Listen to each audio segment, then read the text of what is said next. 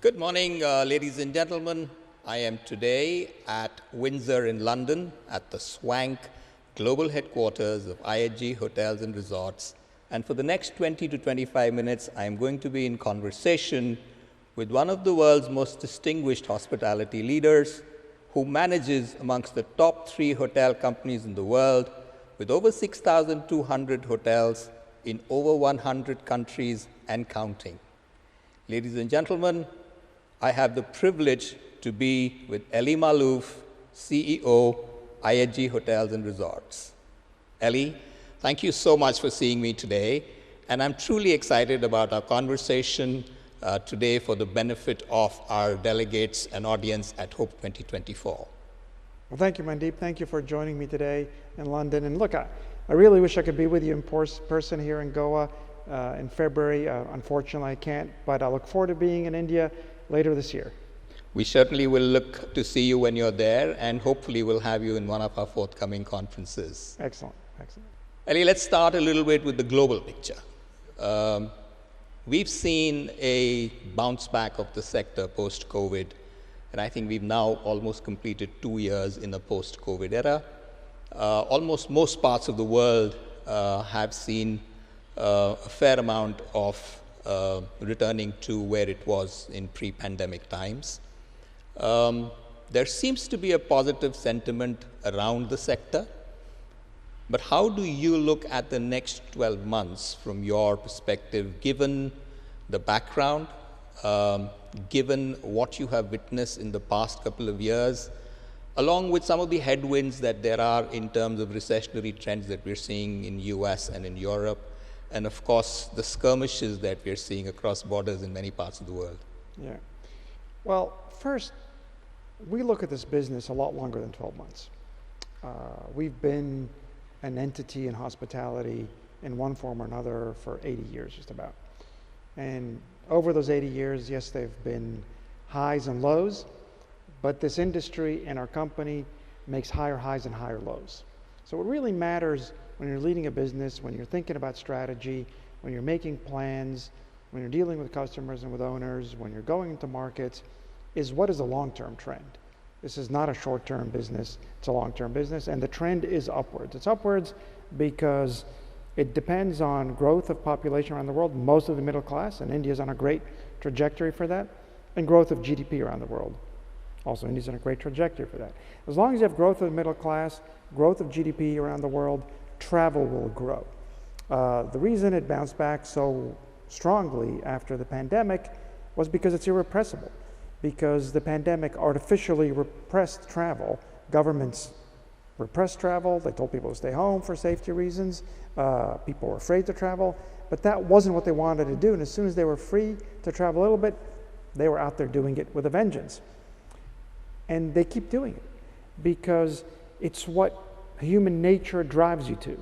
After you meet certain limited initial basics of subsistence, people want to expand their horizons. They want to meet new cultures. They want to discover and to explore, whether for pleasure or for profit.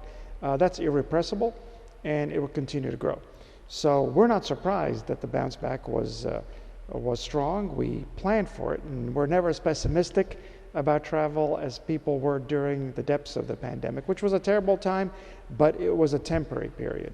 Looking long term, we're very optimistic about this industry. Now, in the short term, as you said, and I got to underline the short term, people have been worried about recessions that actually haven't happened in the United States. The labor market is strong, interest rates are going down, inflation's going down, wages are growing, that's the US. People were worried about almost a depression in Europe due to high energy prices and the conflict, and that hasn't happened either. Europe has continued to grow. And when we look further east, from China to Central Asia to Southeast Asia to India, economies keep growing. Some a little bit less like in China, some a little bit more like in India. But GDP growth continues, and population continues to expand, and travel continues to expand. And so when we look at that, even for the next 12 months and beyond, we're quite optimistic. Fabulous. Tell me something, Elie, in your mind, what we've witnessed, has it been largely on account of the revenge travel that we've all been talking about since we were locked up for a fair period of time?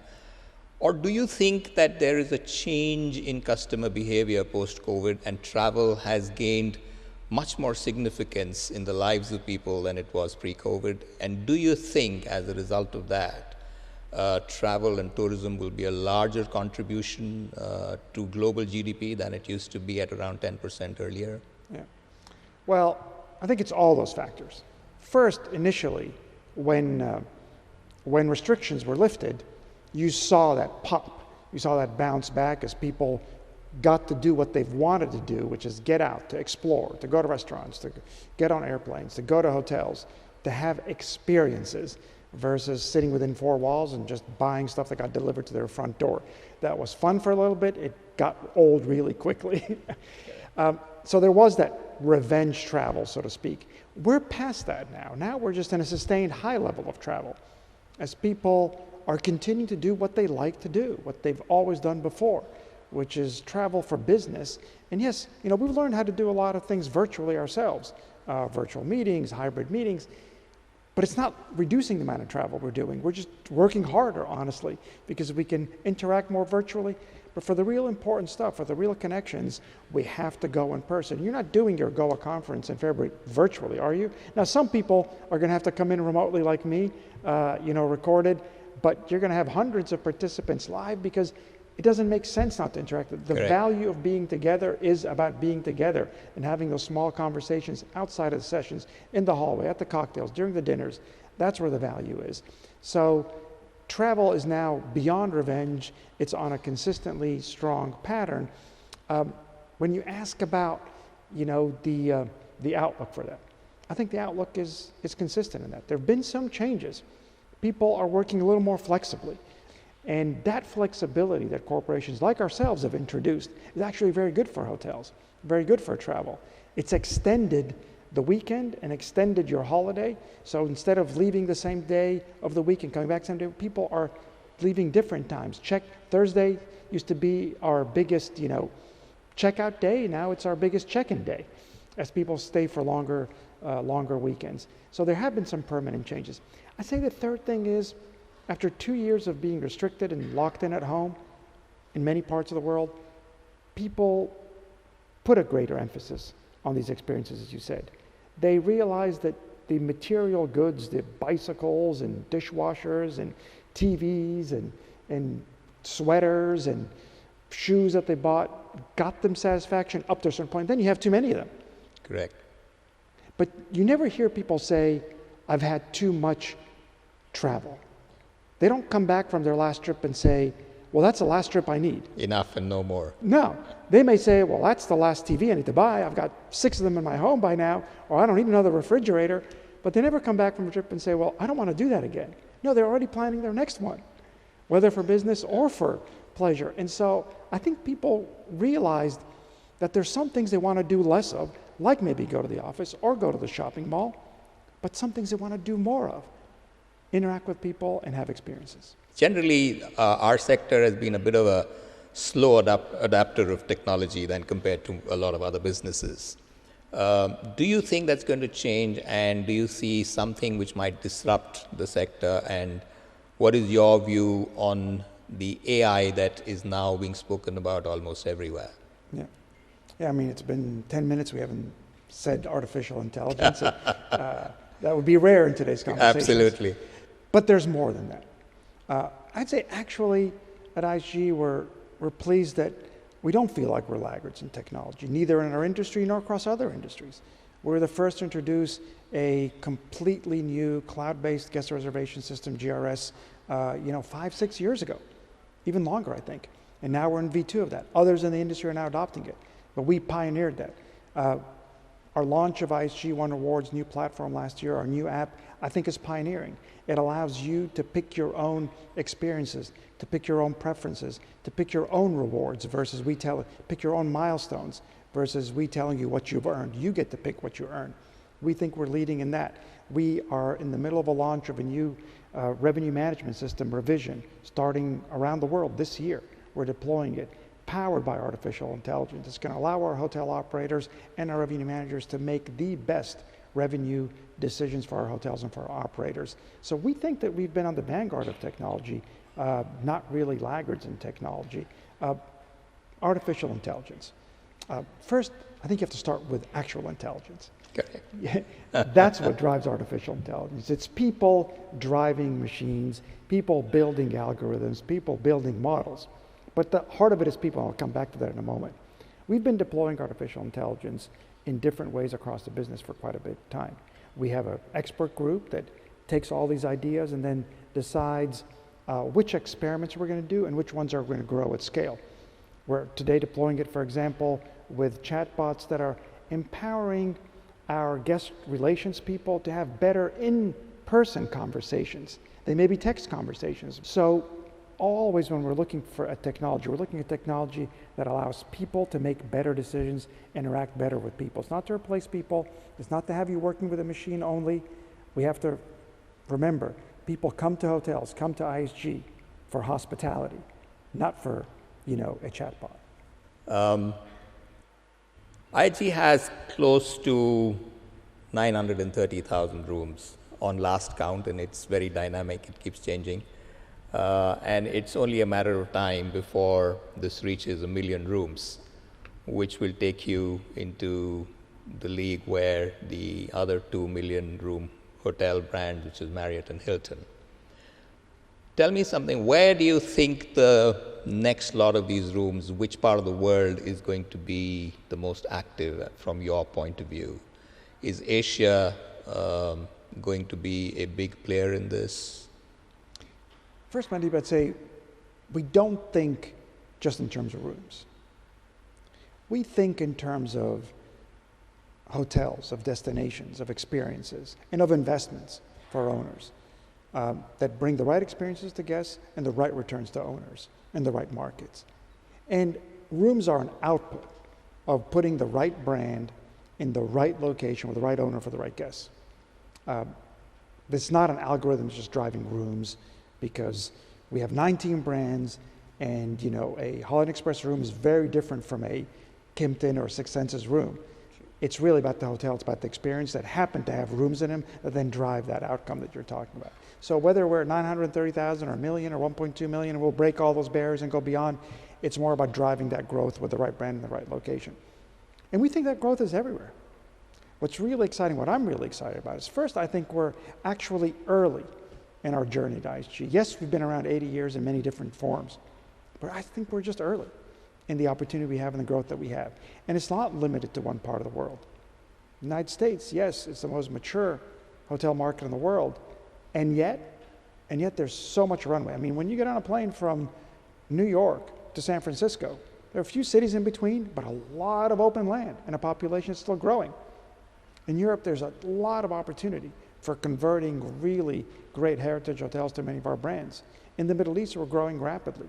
And then, of course, as you move further east from Europe, into Southeast Asia, into Central Asia, into China and beyond, yes, that is where you have the highest population growth, the highest middle class growth, and the highest GDP growth. So it is going to grow at a higher rate. And that's why we're really committed to deepening the long roots that we have in all of Asia. And when you say Asia, I mean Asia is just, it's not one place. No, it's massive. It's 3/4 of the world's population. And we have a long history there. It is going to have the highest growth rates. And that's why we're committed to deepening the growth that we have, the relationships we have with owners, the relationships we have with corporate customers, with communities. Yes, we think that's going to have the highest growth rates, India in particular, but it's not just about that. We think the whole world is an opportunity for us.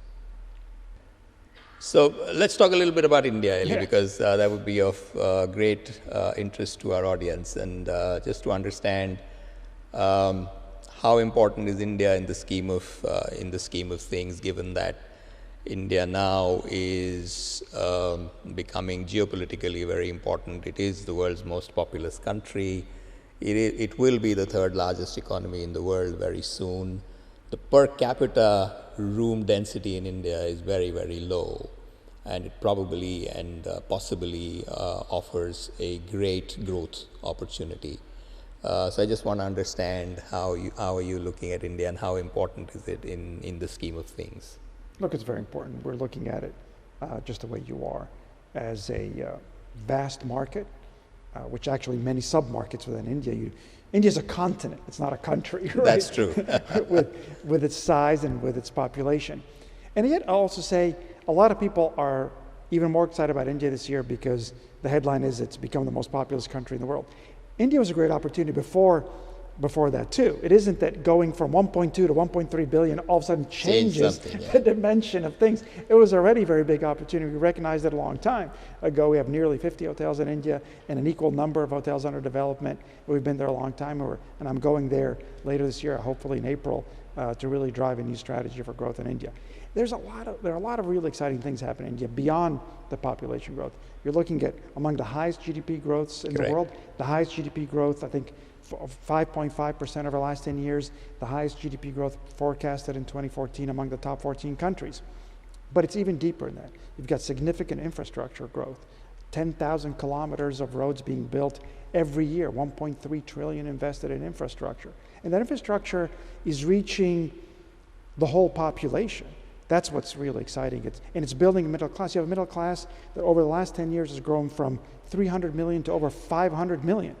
Now, the upper class has grown too, from 30 million to 90 million. That informs the strategy we talked about earlier about being very big in mainstream, but also very strong in luxury and lifestyle.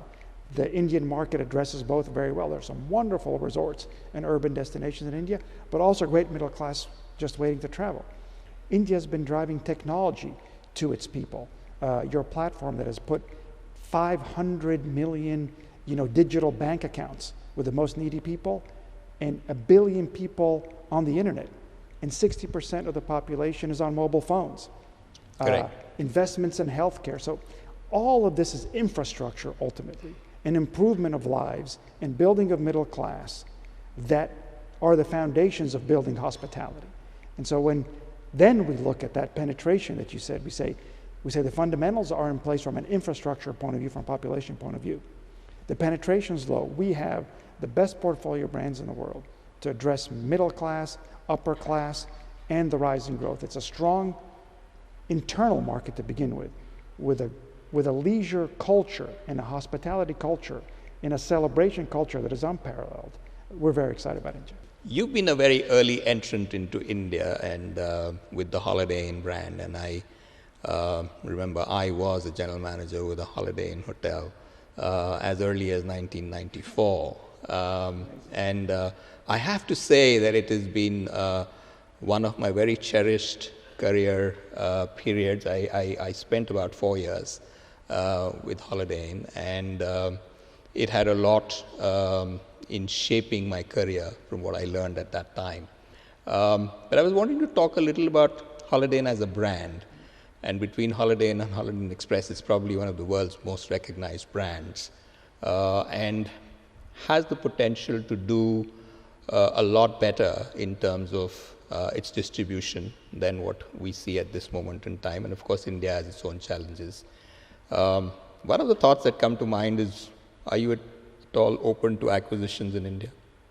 Look, we look at all growth opportunities that make sense in branded hospitality. We've done acquisitions before. We acquired Kimpton Hotels and Restaurants. We acquired Six Senses. But that's not our only vehicle of growth. Our main vehicle of growth is organic growth. And you're right. Our Holiday Inn brand family, we think, is the most powerful mainstream platform for growth around the world. Holiday Inn means travel. Holiday Inn means hospitality. It means family. It means time away.